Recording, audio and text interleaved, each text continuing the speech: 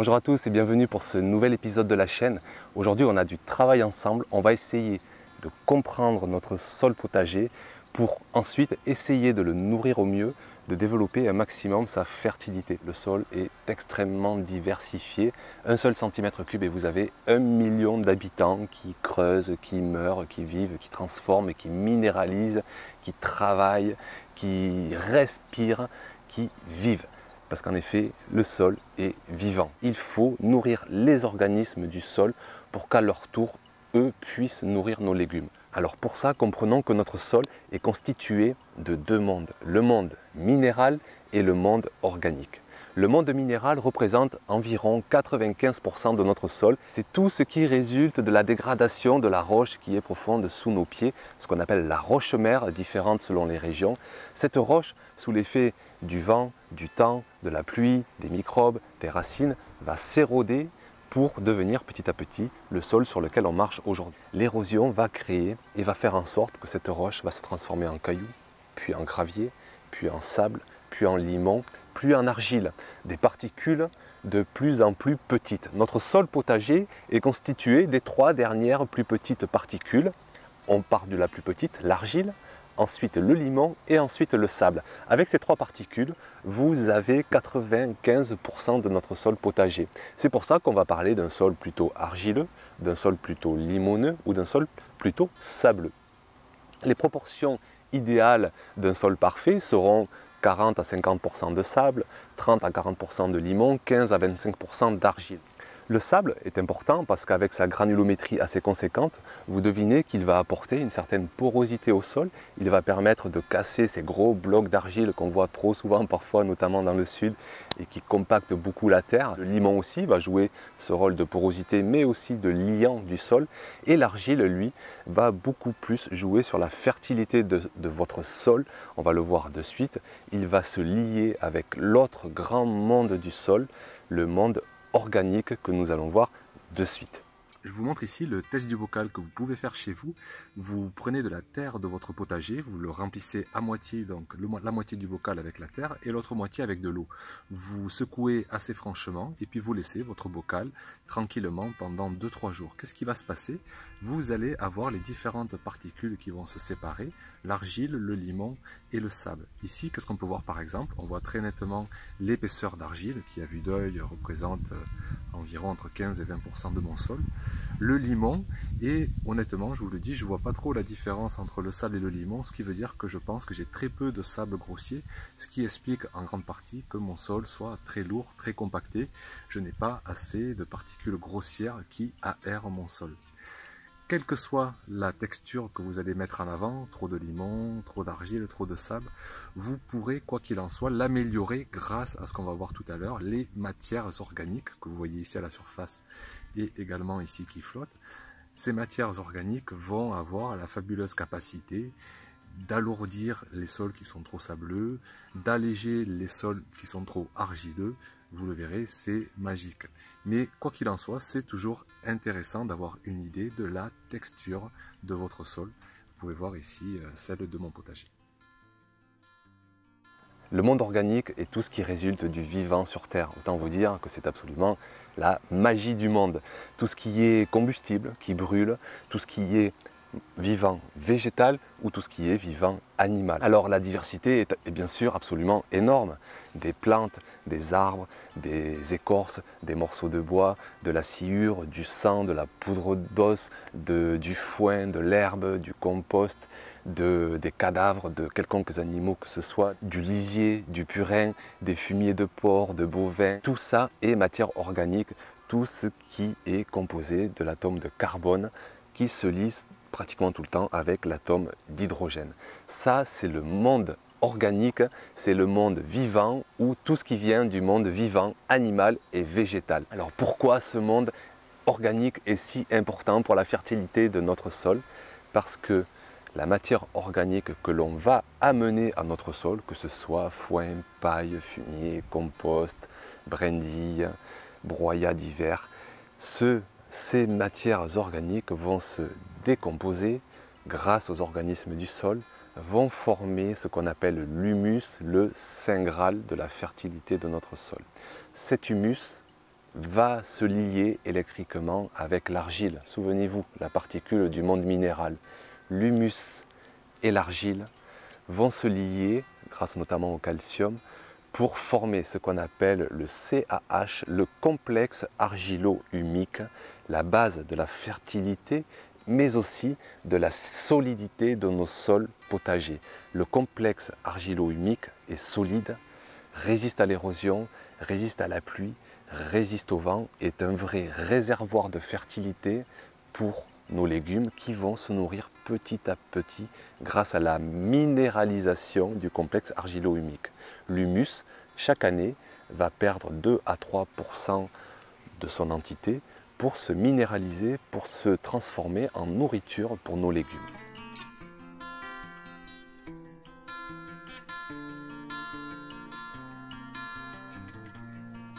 Maintenant, la question est de savoir mais quelle matière organique apporter à mon sol, parce que entre de la poudre d'os, des feuilles mortes, de la paille, de l'urine, du sang séché, il y a une telle différence.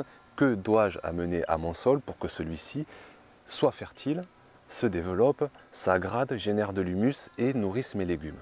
Pour ça, on va utiliser quelque chose qui est utilisé dans le monde entier, ce qu'on appelle le rapport carbone-azote de chaque matière organique. Alors il ne faut pas avoir peur, ça se comprend assez facilement. Chaque matière organique a une proportion de carbone et d'azote en elle. Ainsi, l'urine par exemple est une des matières les plus azotées, elle aura une proportion de carbone pour une proportion d'azote, 1 contre 1. Au contraire, la paille est une matière très carbonée, elle aura une proportion d'azote pour 150 voire 200 proportions de carbone, d'où un rapport 1,150 ou 1,200. La sciure est encore plus carbonée, 1,300. Le carton, 1,150. Et vous avez ainsi de suite une notion de quantité de carbone ou d'azote de chaque matière. Ainsi, par exemple, le fumier assez pailleux, rapport de 30. Pour 30 doses de carbone, j'ai une dose d'azote. La tonte d'herbe fraîche, un rapport de 10. 1 gramme d'azote pour 10 grammes de carbone. De manière générale, les matières azotées sont vertes, humides, souples, comme les déchets de cuisine, les fans de légumes, l'urine, le sang, la poudre d'os sont des exemples. A l'inverse, les matières sèches, dures, ligneuses, friables, comme les feuilles mortes, la paille par exemple, les sciures de bois, toutes ces matières sont des matières très carbonées. Alors, une fois qu'on maîtrise cette notion de rapport carbone-azote, revenons à la question de départ, quelle matière vais-je apporter à mon sol pour le rendre le plus fertile possible? Pour répondre à cette question, une réponse très importante, plus une matière est carbonée, plus elle va être fertile pour votre sol, mais plus elle va mettre du temps à se décomposer, plus elle va mettre du temps à se minéraliser et plus elle va mettre du temps à être accessible à vos légumes, mais plus elle va être stable et générer beaucoup d'humus pour votre sol. Mais au contraire, comme souvent dans la vie, plus on prend de temps, mieux c'est et plus c'est durable. Et la durabilité dans un potager en permaculture, c'est très important. Alors, premier élément de réponse pour la fertilité de votre potager, il faudra des matières carbonées. Mais ça ne fera pas une fertilité à court terme. Au contraire, même, on sait aujourd'hui que pour décomposer de la matière organique, les micro-organismes ont besoin de 4 grammes d'azote pour décomposer 100 grammes de carbone. Comprenez que la paille qui a un rapport de 1%, 1 gramme d'azote pour 100 grammes de carbone, alors qu'il en faut 4 pour 100 grammes pour les organismes du sol, il y a un déficit. On est même là à l'inverse de la fertilité. Alors attention, comment pallier à ça, nous qui sommes impatients et qui voulons des légumes dès le printemps prochain? On veut certes construire la fertilité de demain, mettre des matières carbonées pour avoir le sol le plus fertile qui soit dans un avenir de long terme, mais on voudrait aussi avoir une fertilité de court terme. Et bien pour ça, nous allons aller chercher les autres matières organiques, les matières organiques beaucoup plus azotées. Prenons les déchets de cuisine, prenons les composts, prenons les fumiers. Toutes ces matières organiques ont un rapport carbone-azote en dessous de 30 et si vous les apportez à votre sol, elles vont agir dans l'année pour fertiliser votre sol sur du court terme.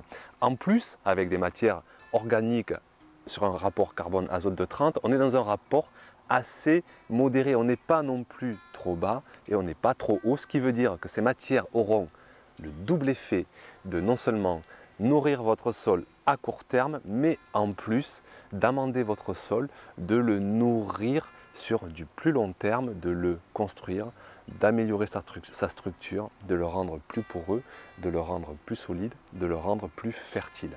On se retrouve ici devant l'amendement organique que je préfère, à savoir le fumier de cheval. C'est un fumier que je vais chercher juste à côté dans un centre équestre. C'est un fumier qui est assez pailleux, qui est déjà décomposé depuis, ou en tout cas qui est déjà vieilli depuis quelques mois et qui va encore vieillir 1 ou 2 mois avant que je ne le mette sur le sol pour préparer le printemps prochain. Ce fumier, qui est vraiment très léger, je vais améliorer la fertilité physique de mon sol. Je vais aussi améliorer la fertilité biologique parce que la vie microbienne, la vie bactérienne va se démultiplier. Et puis je vais aussi augmenter la fertilité chimique puisque rapidement il va y avoir une minéralisation des matières les plus fraîches et ainsi dès le printemps prochain les légumes auront accès à tout un éventail de minéraux essentiels. Un amendement va nourrir les micro-organismes du sol, va améliorer le sol. Un fertilisant va nourrir directement les légumes. Toutes les réactions de fertilité du sol se passent en milieu oxygéné, en milieu aérobie. Ce qui veut dire que si vous prenez possession d'un potager et que vous vous apercevez que vous ne pouvez pas rentrer une bêche dedans, que vous ne pouvez pas piocher quoi que ce soit, ça veut dire que votre sol est en milieu anaérobie. Comprenez que déjà dans une motte de 10 cm, le milieu de la motte est en milieu anaérobie. Donc je vous laisse imaginer dans un contexte de sol entier compacté. Dans ce cas-là, je pense qu'il ne faut pas se priver d'un décompactage, peut-être même avec un mot qu'on n'aime pas trop en permaculture, avec un motoculteur ou avec une motobineuse.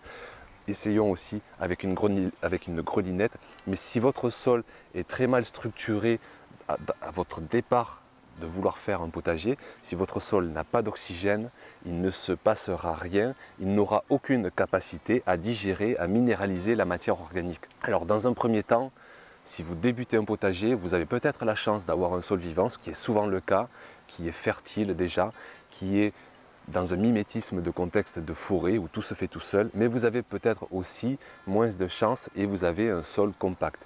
Ce qui dans ce cas-là, peut justifier une aération du sol. C'est ce qui se fait aujourd'hui en agriculture. Si on laboure, ce n'est pas non plus pour rien. Un des gros buts du labour, c'est d'aérer un maximum la terre, de l'oxygéner pour favoriser au maximum la minéralisation de la matière organique, la minéralisation via les légumes, les microbes qui vont fournir un maximum d'azote ainsi aux légumes. Donc, l'oxygénation d'un sol, on ne peut pas s'en priver. Si vous avez un sol trop compacté, utilisez une aide mécanique pour quand même l'oxygéner sur un premier temps. Ensuite, que va-t-il se passer? Les organismes du sol vont de plus en plus travailler, être en grand nombre, se proliférer. Les vers de terre notamment vont encore mieux labourer que vous, le sol, vont encore mieux oxygéner que vous, le sol. Tout se fait naturellement et vous n'avez plus à toucher le sol. Vous rentrez dans un cercle vertueux, magique, où les organismes du sol labourent à votre place. Donc pour ça, avoir un sol aéré tout de même à l'origine et puis ensuite le pailler de maximum de matière organique que vous avez dans votre environnement. Le sol a aussi besoin d'un contexte d'équilibre de pH pour se développer au mieux. Pour ceux qui ont une piscine par exemple, vous savez que le pH est très important et si le pH vient à varier rapidement, l'eau vire au vert. Si votre pH n'est pas dans un équilibre, vous aurez rapidement une vie microbienne qui va avoir du mal à travailler, qui va avoir du mal à minéraliser la matière organique et vous allez donc baisser votre fertilité. Le pH idéal en maraîchage est neutre, aux alentours de 7, voire très légèrement acide, 6,5. Et ce qui est très intéressant, c'est que les apports de matière organique ont la faculté d'équilibrer le pH de votre sol. Si vous apportez du fumier, du compost, du foin, de la paille, votre sol va s'enrichir petit à petit dans un bon équilibre de pH. Mais on va voir aussi qu'il existe des amendements, notamment des amendements minéraux, qui ont la faculté d'équilibrer votre pH. Ça peut être utile pour vous d'en utiliser pour vraiment favoriser au maximum la fertilité de votre sol. grâce aux amendements minéraux. Vous verrez, il faut des doses assez minimes pour vraiment faire un effet assez conséquent sur votre potager. Commençons par les amendements minéraux. Le premier est le basalte volcanique. C'est un amendement minéral très riche en oligoéléments, très riche en silice, très riche en magnésium. Il a la faculté notamment d'alléger les terres argileuses et puis surtout il revitalise au maximum la vie de votre sol en favorisant vraiment des conditions de vie très propices à vos micro-organismes. Vous avez aussi l'argile bentonitique. C'est un argile, c'est un amendement qui permet notamment d'alourdir les sols trop sableux. Souvenez-vous, les trois composants de notre sol minéral, sable, argile, limon. Pour ceux qui ont trop de sable, vous pouvez utiliser cet amendement pour pallier à cette trop faible quantité d'argile dans votre sol. Honnêtement, je ne suis pas spécialement pour ces amendements. Je préfère utiliser les amendements organiques que l'on verra tout à l'heure. Vous avez la chaux magnésienne qui est encore assez utilisée aujourd'hui, ou la chaux tout court, notamment sur des terrains qui sont beaucoup trop acides. Avec cet amendement, vous allez rapidement monter votre pH pour le rendre beaucoup plus basique, beaucoup plus alcalin. Voilà, je ne m'attarderai pas non plus trop sur les amendements minéraux. Vous pouvez en trouver d'autres. Vous pouvez, grâce à eux, modifier le pH de votre sol et vous pouvez, quoi qu'il en soit, vraiment améliorer le contexte de vie de votre sol. Passons maintenant aux amendements organiques. Et là, vous avez une liste, bien sûr, assez longue vu que le monde organique est très diversifié. Commençons par les plus importants. Vous avez les fumiers, quels qu'ils soient, mais le fumier de cheval est quand même le plus recommandé pour les sols potagers. Les fumiers peuvent être plus ou moins décomposés, plus ou moins pailleux, plus ou moins anciens, mais quoi qu'il en soit, au final, ils vont vraiment offrir un sacré amendement, une sacrée nourriture à votre sol et il est quand même assez fréquemment conseillé de fumer votre sol. En amendement organique, vous avez aussi tous les composts, que ce soit des composts domestiques, des composts végétaux. Ici, on est devant un compost de déchetterie, donc un compost 100% végétal, issu de matière organique végétale, tout ce qui est broyat, taille de haies, tonte de pelouse, vraiment tout ce qui peut venir du monde végétal. C'est un compost qui a été mené à chaud, c'est-à-dire que les déchetteries ont des cahiers des charges très conséquents et très drastiques pour élaborer un compost qui comporte entre guillemets zéro risque pour le particulier. Donc le meilleur dans ce cas-là, c'est de faire un compost à chaud qui élimine l'essentiel des pathogènes et des produits qui pourraient s'avérer dangereux. Dans ce compost, on n'est pas loin du terreau, tellement il est décomposé, tellement il est fini. Donc une grosse partie de l'énergie, une grosse partie des minéraux se sont déjà consommés, se sont déjà évaporés dans l'atmosphère. Mais quoi qu'il en soit, c'est un produit qui va améliorer la fertilité, là aussi physique de votre sol, puisque vous doutez bien que une structure comme celle-ci va alléger ou alourdir. Elle va en tout cas améliorer, quoi qu'il en soit, la structure de votre sol. L'engrais vert, ça peut être de la facélie, du trèfle, de la moutarde, du sarrasin. Ce sont des engrais que vous semez dans votre sol. Une fois qu'ils ont poussé, vous les fauchez et ainsi toute la nourriture retourne à votre sol. Plus exactement, retourne directement à vos légumes puisque c'est de la matière très azotée qui va directement être minéralisée par vos légumes. Mais ils ont aussi un rôle d'amendement. Pourquoi? Parce qu'ils ont des racines très décompactantes, très longues, qui vont améliorer la structure de votre sol, qui vont le rendre encore plus poreux, encore plus souple, encore plus malléable. Et vous allez avoir ainsi encore plus d'oxygène, encore plus d'eau qui va rentrer dans votre sol. Et là, on gagne quand même beaucoup sur la fertilité physique de votre sol. Vous avez le BRF, une technique sur laquelle je me suis cassé les dents, le bois raméal fragmenté. Donc ce sont toutes les tailles de haies que vous pouvez broyer et mettre en paillage sur votre sol. Seulement attention, des tailles de haies sont assez carbonées. Selon que vous les taillez au printemps ou en hiver, ça varie entre 40 et 80 voire 100 en indice carbone-azote. Donc on est assez haut, donc on risque de créer une fin d'azote et la fertilité à court terme risque d'être impactée. Vous allez consommer plus d'azote que ce que vous en donnez à votre sol. Alors si vous faites du BRF, faites-le de façon assez modérée et compensez avec des matières plus azotées, fumier, compost, foin par exemple. Regardez ici, on est devant mon garde-manger pour le sol. On va aller voir un petit peu toutes les matières organiques qui peuvent s'y trouver. Donc vous voyez, vous avez un ensemble de feuilles, de brindilles, d'herbes, tout ça. Je le mélange, je le laisse même un petit peu se décomposer, mais rapidement je vais aller pailler mon sol. Là vous avez le futur paillage de mon sol qui va aller se mettre sur mon sol d'ici quelques semaines. Voilà ce qui va être la future nourriture de mes micro-organismes.